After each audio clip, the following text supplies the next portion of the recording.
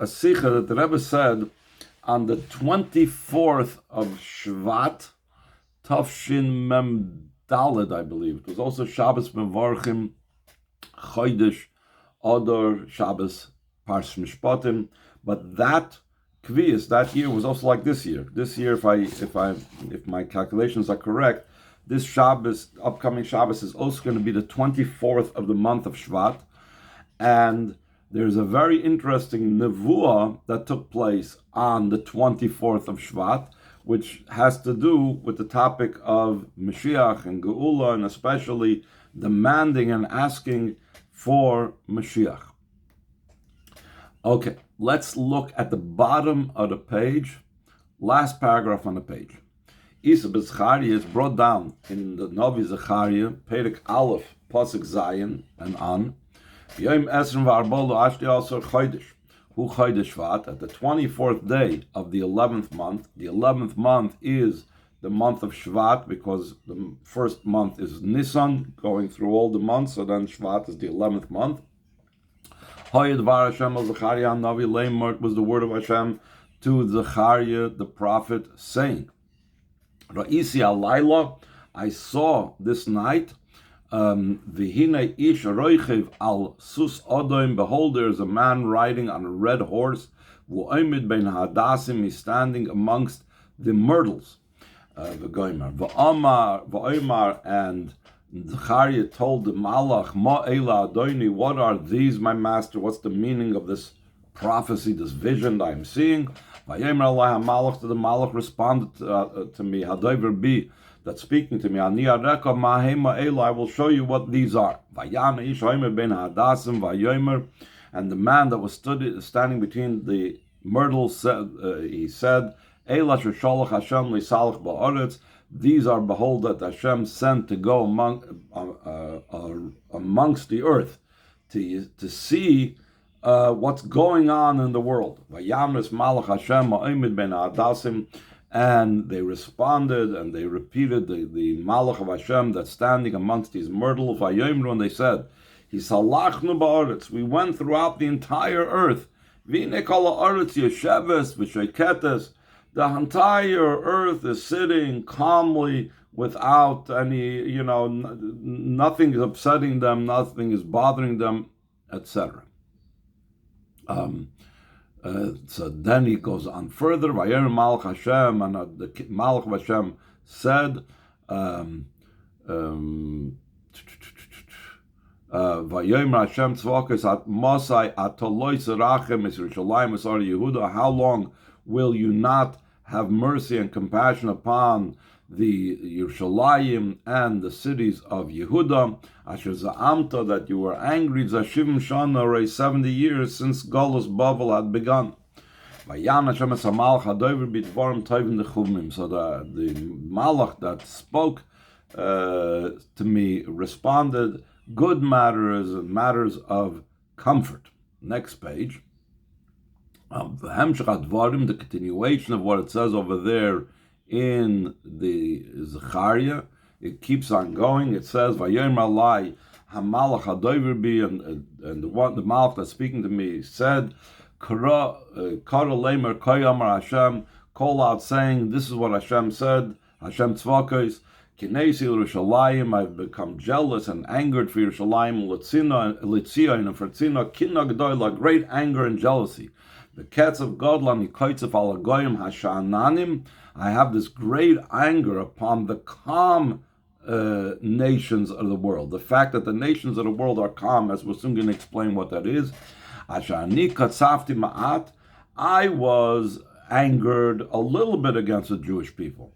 But Vehema Azru L'Ra, they assisted and added more than my anger against the Jewish people, as the Rebbe is going to explain the details of what this means. I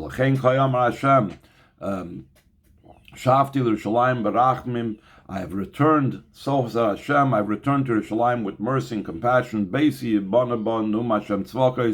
that my home will be built over there, says Hashem, the Lord of hosts, Yerushalayim, and the line will come out to Yerushalayim of a flow and a influence and so on. Also he called out saying, Kayma Hashem Tzvokos, so said Hashem, the Lord of hosts, mituv, my cities will still be overflowing with good. V'nichem Hashem oidasiyan, Hashem will still comfort, and Tzion u'bachar Yerushalayim, and He will choose Yerushalayim. Elohim divrei hanavua, these are words of prophecy. Shenamru Zechariah hanavi, that was told to Zechariah the prophet, in the 24th day of the month of Shvat. According to what the Chazal state, only a prophecy that was necessary for all time, for all generations, was transcribed, because there were a lot more prophecies, the Gemara says, than there were actually transcribed. It comes out, I think, from the calculation of the Gemara. It says that there was twice as many prophets than there were Yidden going out of Mitzrayim, which means Yidden going out of Mitzrayim was the number 600,000, which means over 1 million prophets, but they weren't all written down, because those were individual prophecies that only mattered for them. All the books of prophecy of Nevuah that was written down is meant that it's because it's meant for all time. It's not just for that time. Moving, it's understood. If so, it's understood that this above mentioned Nevuah of Zechariah that occurred on the 24th of Shvat, he negas v'shayeches, it matters and it has an association. Therefore, we could derive a lesson from it.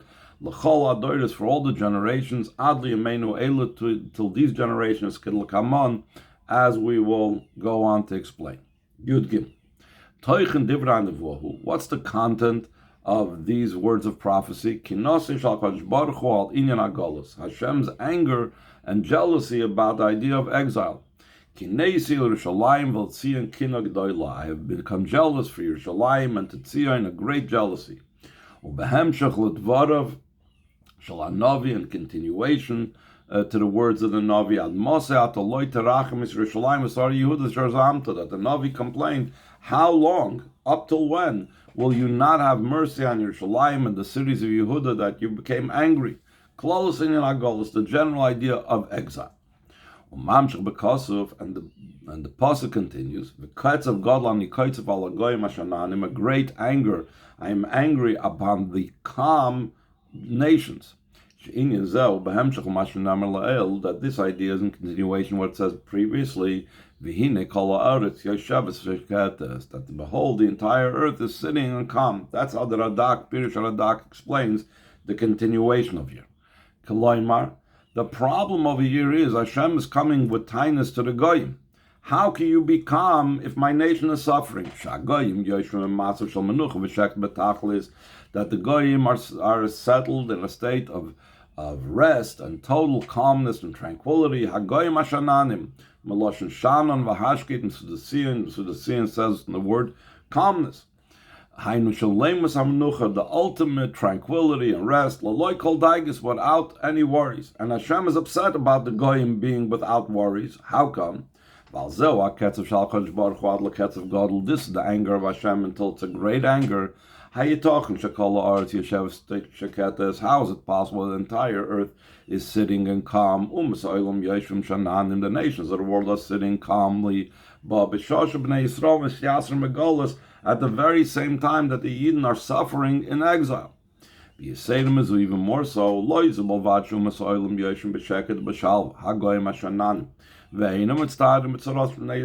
not only are the nations of the world sitting tranquil and calm, and they're not suffering because of the problems and tzaras of the Yidden. Even more so. They're adding even more so in the suffering of the exile of the Yidden. I got angry at my nation a little bit. And they assisted on the anger to do even more evil. This is mamish what we've been seeing in the last year, since October 7th especially. The whole world can be calm. Yidden are attacked, Yidden are killed. Yeah, it's fine, And not only that, but then there are those that add to it, and that they pour, what they say in Yiddish, mishit Salz up the Wunden. They pour salt on the wounds. He says, it's your fault, The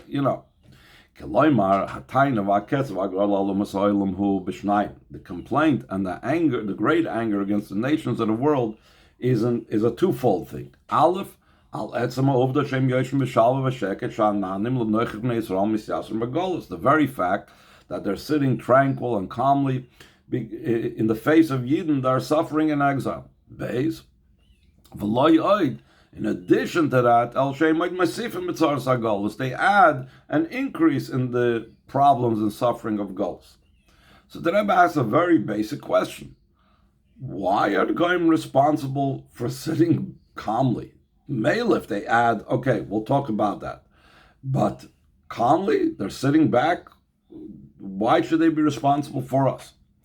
So he says, seemingly we need to understand, Bishleim, this makes sense.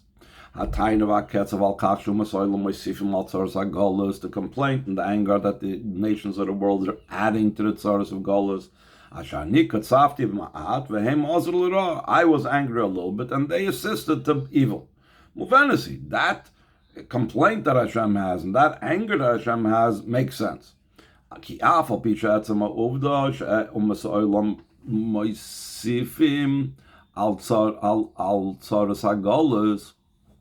Though the very fact that the nations of the world add to the suffering of Golos, in of itself, it's a proof. The cause for this is, why is there such an additional problem of Golos that the Goyim are able to add? It's It's obviously because there is something that's broken, something that's open, not appropriate, the way the Yidden are acting. Because if there wouldn't have been something lacking by the Yidden, it would be impossible for the nations of the world to add to the tzaros of the Golos. Mikol Makom, still in all, even though it begins from something that happened by us, still in all, there is some punishment that the nations of the world, not some, but the nations of the world are liable for punishment, because they do it out of their bad nature. Like the Alter Rebbe says in the Geras HaKodesh, that when I suffer at the hand of someone else, chas v'shalom, so the fact that I'm suffering, that was something that it was decreed upon me from heaven. But there are many messengers that could have brought this about. It didn't have to come through such and such a person. And that's why, because Hashem could have done it through many different ways, the one that actually does bad to a person, regardless of the fact that I was meant to have the bad happen to me, the person that did bad to me is liable for this because he made bad choices. So therefore, the fact that we are suffering more from the nations, more than what Hashem chose, is obviously we allowed for this to take place because of what we did not appropriate. But on the same time, they that inflicted the suffering, this excess suffering on us, are also liable.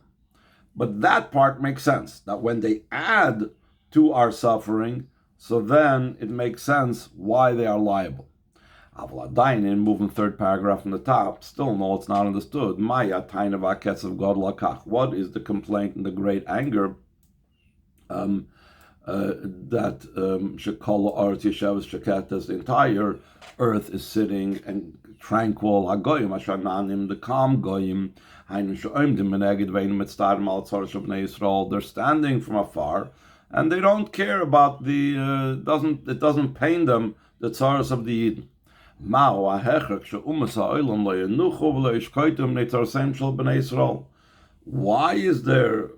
are we forced to say that the Goyim must be bothered, they shouldn't rest, and they shouldn't be calm when Yidden are suffering? Ad kedei kach sheketzav Geulah nikoitzav al Goyim to such a degree that Hashem is greatly angered on the nations because I am calm.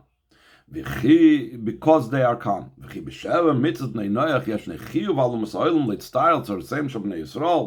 Is there then in any one of the 7 mitzvahs b'nei Noach an obligation for the nations of the world to feel pain for the tzaras of Yidden? And if there is no such obligation in the 7 mitzvahs b'nei Noach, but just the opposite, they're not allowed to invent new things. We don't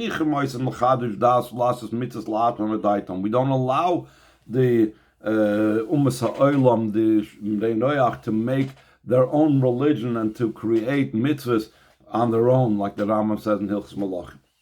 You say them as even more so. Even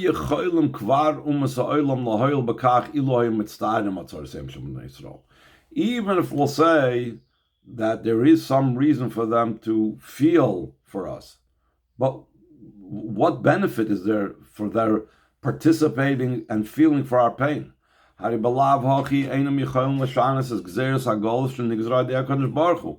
anyway can't change the decree of exile that was decreed by Hashem. Especially according to what we had recently in Chitas. In Perek Chavdal and Tanya, it's impossible for the non-Jews to at all transgress the will of the Eibishter in regards to those things that they weren't given choice, like the Shav Mitznei Noach. Therefore, what difference does it make? Do they feel our pain? Do they feel our suffering or not? To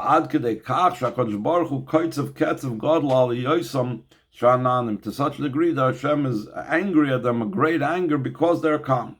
So the Rebbe says an amazing thing.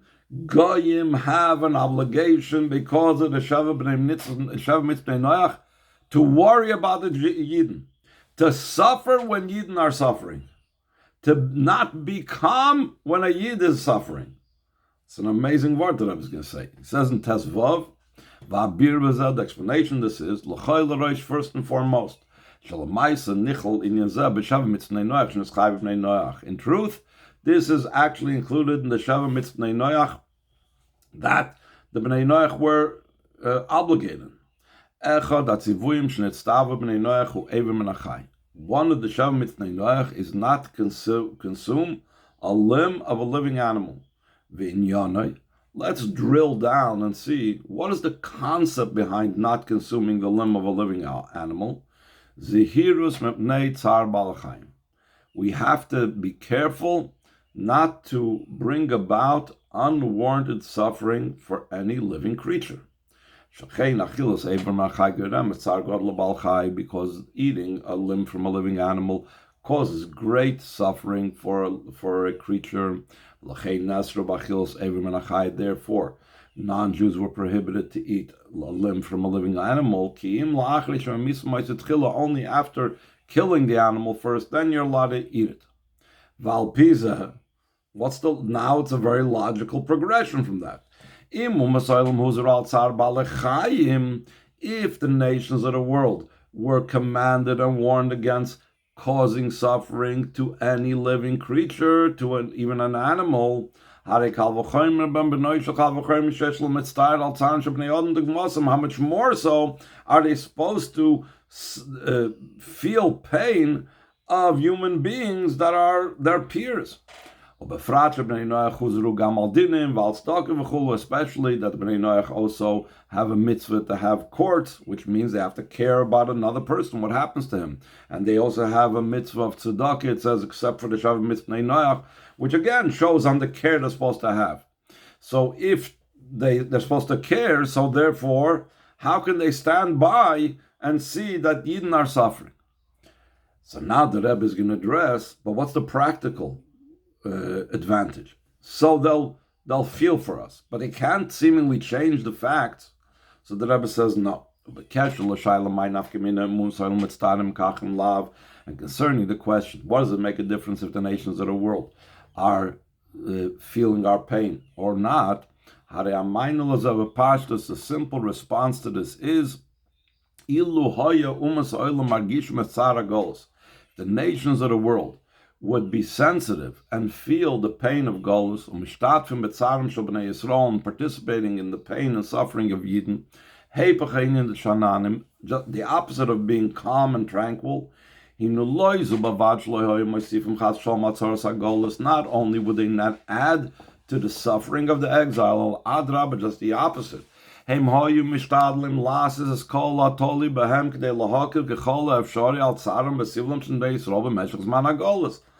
would do everything in their power to ease as much as possible the suffering and pain of Yidden throughout the time of Golus.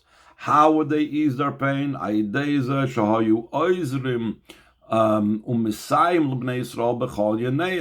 Through assisting and helping Yidden in all their matters. Similar to the idea that their kings are your pedagogues and their ministers or their wives will be your nursemaids. We'll move on. It's understood acting in such a way from the perspective of the nations of the world. It's not contradictory to the decree that Hashem decreed that the Yidden have to go into exile. Because just for the decree of exile itself, it's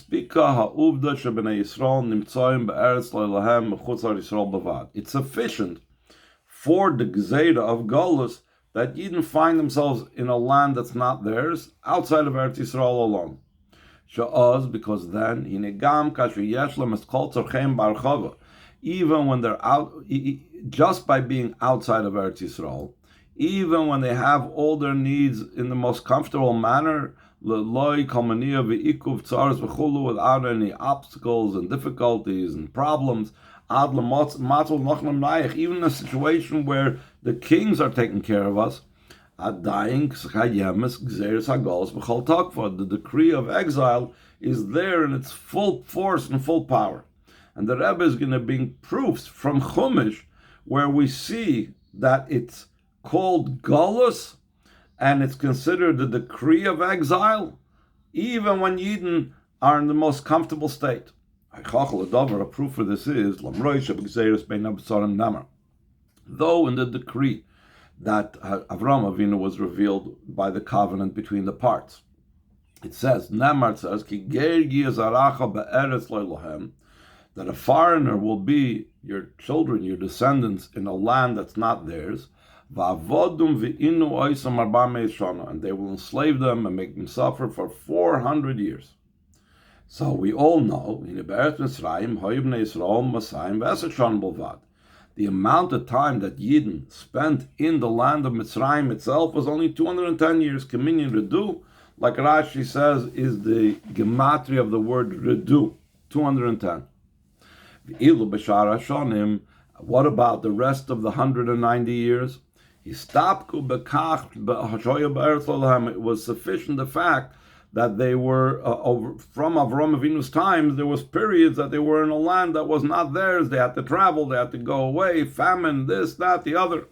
Though they were not in the land of Mitzrayim. So we see, even though they weren't in the terrible Golus of Mitzrayim, the very fact that they weren't in their land, that was enough to call it Golus. So that's already a proof that to be able to be Yoitza, the idea of Golus, you don't have to be in some terrible persecution going on. And even in Mitzrayim, we find that of these 210 years that I was going to say, a lot of it was also not in a time of persecution. You say them as even more so. Even these 210 years, like the numerical equivalent of the word "redu," that Yidden had to be in the Golus and enslavement of Mitzrayim. When did this period begin of the 210 years? From when the Yidden entered between the walls going into Mitzrayim. V'zois, and that calculation of 210 years began as soon as they entered Mitzrayim, despite the fact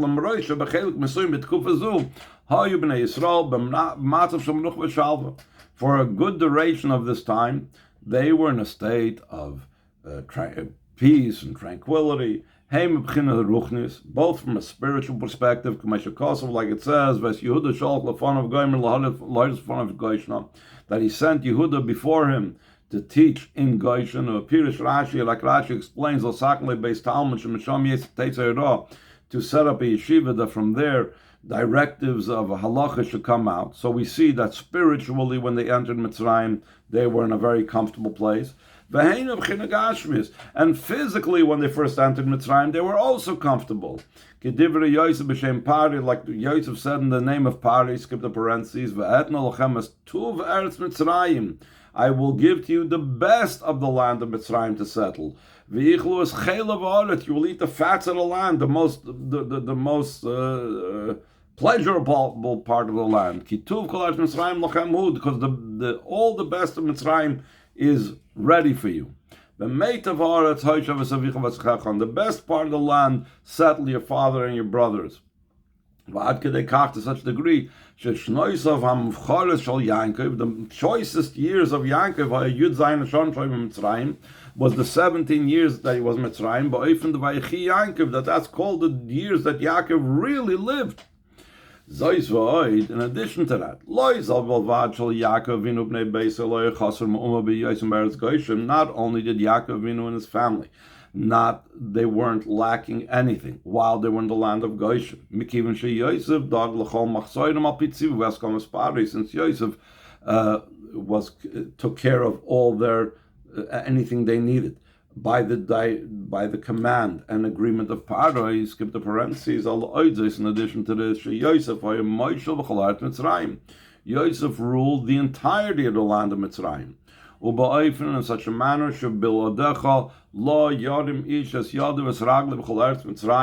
that no man shall raise up their hand and their leg in the entire land of Mitzrayim. He was the absolute ruler on the Pari. And all of this, the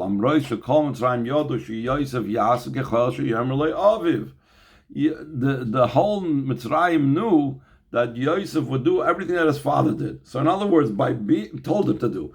Because by being subservient to Yosef, by extension, they were being subservient to Yaakov Avinu. Why did they believe that? So he says, the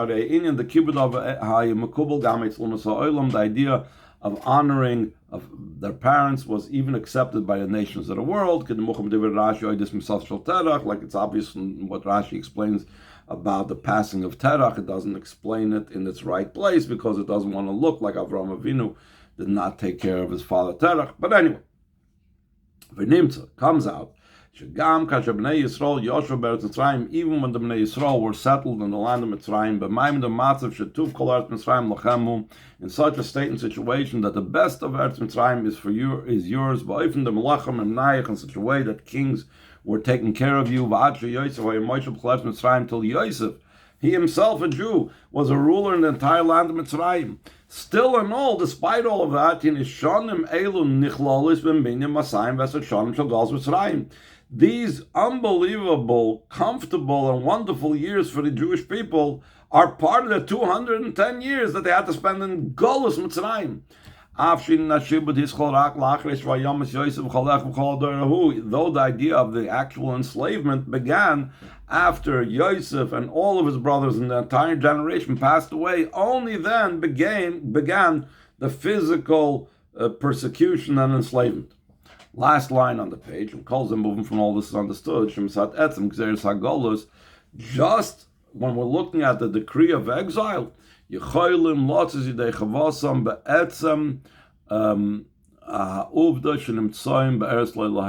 could fulfill that need that Hashem wants us to be in Geulah just by being in a land that's not theirs.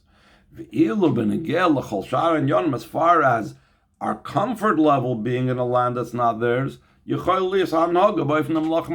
could be in such a way that the kings are taking care of us. That the nations of the world are putting in effort to assist and to help out the Yidden in all their matters. To settle them the best place in the land, and to tell them that the best of Eretz Mitzrayim is for you. All this, like we said before, it's all a state of exile. So therefore we see you can have exile, you can have Hashem's decree of exile, and the Goyim should take care of us. Now we can understand why Hashem is angry. Second paragraph. This is the complaint of Hashem. To such a great anger, the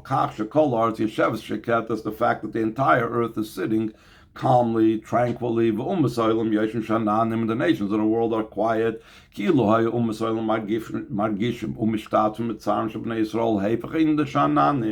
the nations of the world would be sensitive to and participating in the suffering of Yidden, the opposite of Shananim, so then they would ease the suffering and the difficulty and the pain of the Geulah of the Yidden, by assisting and helping them in all their matters, in such a way that kings will take care of you. So now in Oyster Zion, he says that everything has a spiritual source, beginning with the Yidden. The fact that Goyim can be calm, it's because Yidden are also calm about Geulah. According to what the Chazal say, that the world was created for the sake of the Yidden. That's why it says Bereishis, that for the sake of Yidden that are called Reishis, the world was created. The entire world was created for the sake of the Yidden. Moving, it's understood. The state of the world is comparable to and relates to the state of the Yidden. Therefore, when you see that the entire earth is sitting calmly, the calm Goyim and the tranquil Goyim, this very situation is a proof. The cause for this is there is something broken in the way Yidden are acting in this very idea of being tranquil. There's such Yidden that it doesn't bother them the fact that they are found in Geulah. They have all their physical and spiritual needs. That's what they're saying. Therefore, it doesn't bother them that they're still in Geulah.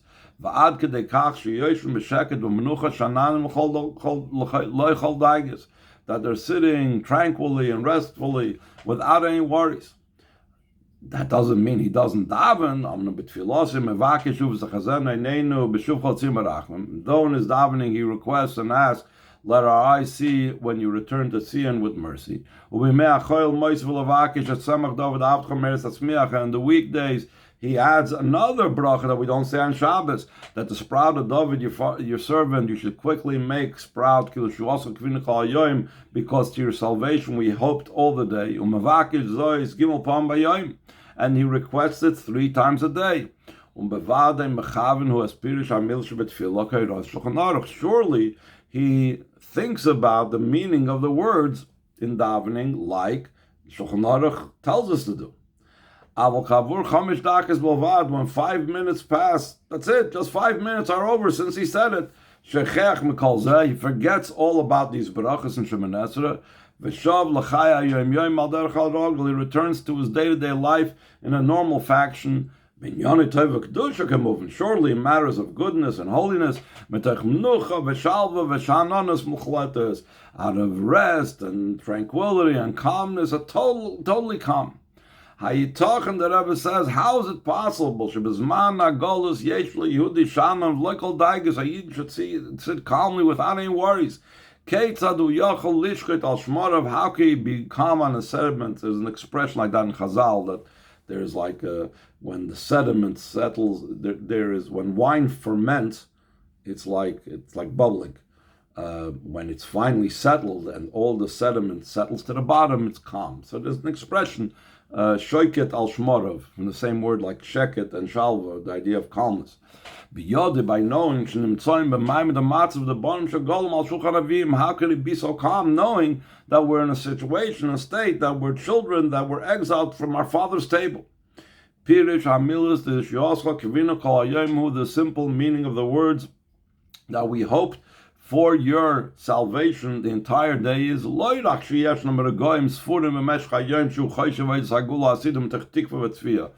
mean that there are certain moments during the day that he thinks about the future redemption out of hope and looking forward to it. In other words, when he says it in davening, then he thinks about it. But rather, the state that we're hoping for your salvation is the entire day. Mamish the entire day. It's obvious that a Yid should be in a movement and feeling of hoping for your salvation the entire day. On this very moment, he's going to sit calmly in a total calmness, tranquility, without any worries. And if there's Yidden that are sitting calmly, what's the wonder, therefore, that the entire world is sitting calmly and the Goyim are calm as well? We're going to skip a little bit over to 2 pages. On the bottom of 2 pages from here, last line on page 988, the 7th page of the printout, the copies I sent you.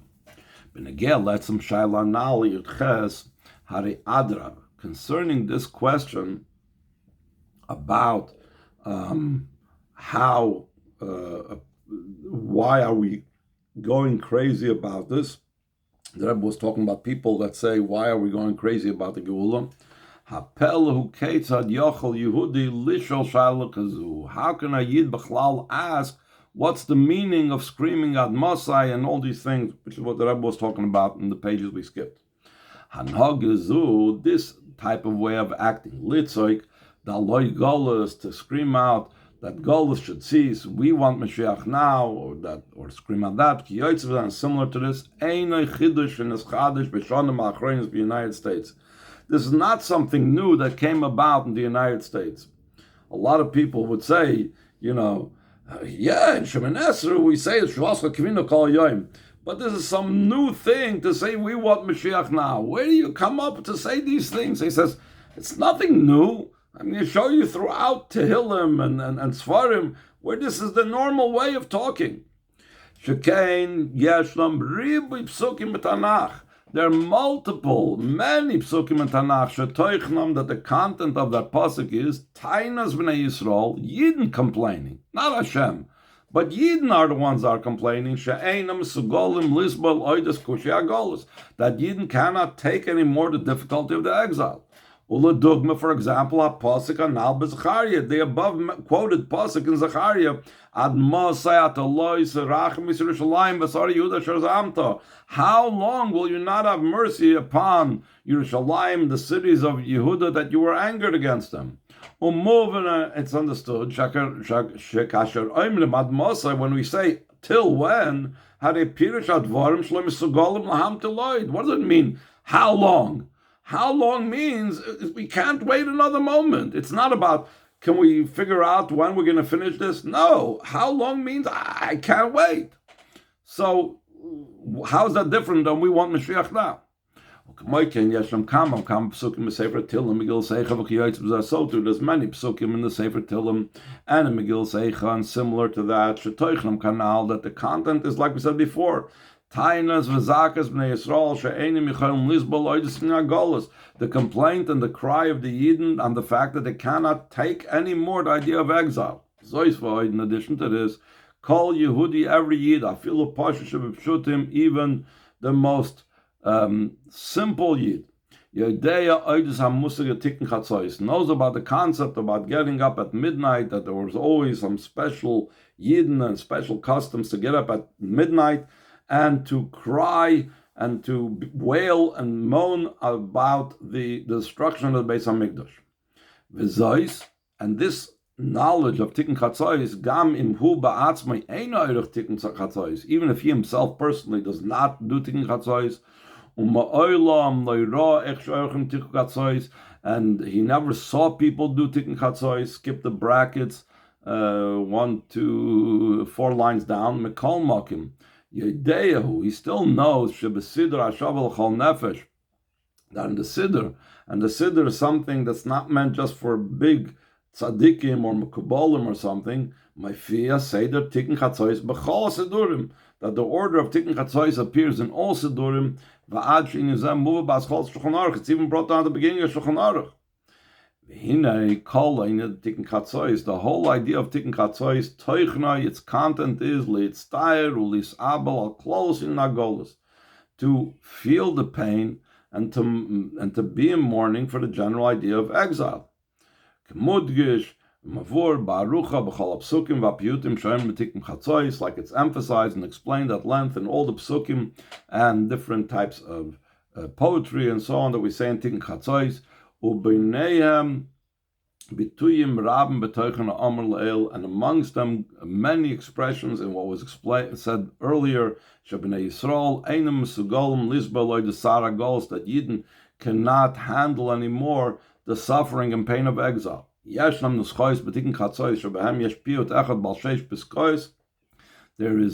versions of Tikkun Chatzos that there is a piyut that has in it 6 phrases, like each one begins with ad masay. Skip the brackets, or let's skip the next 2 paragraphs to the last paragraph on the page. Last paragraph on the page. What room is there to this question? What is the meaning of the big tumult and the cry that we can't handle anymore the idea of Golus? That's the entire reason why Tikkun Chatzos was established. The pain of Golus is so great. He can't even control himself more. And he gets up in the middle of the night to cry for the great, terrible exile. Top of the next page, Upshita, and it's obvious that the intention of here is not that after he does Tikkun Chatzos, skip the brackets, he'll go to sleep. And next morning there will be no impression left from the Tikkun Chatzos.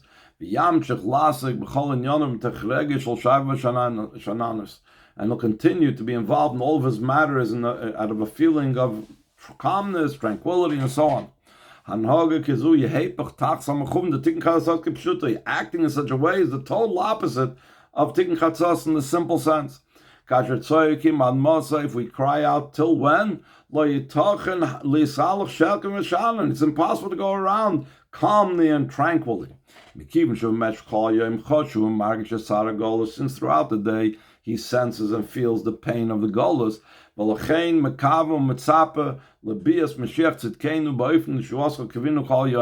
Therefore he hopes and awaits the coming of Moshiach in a way that your salvation we wait the entire day. We have to skip over to another page.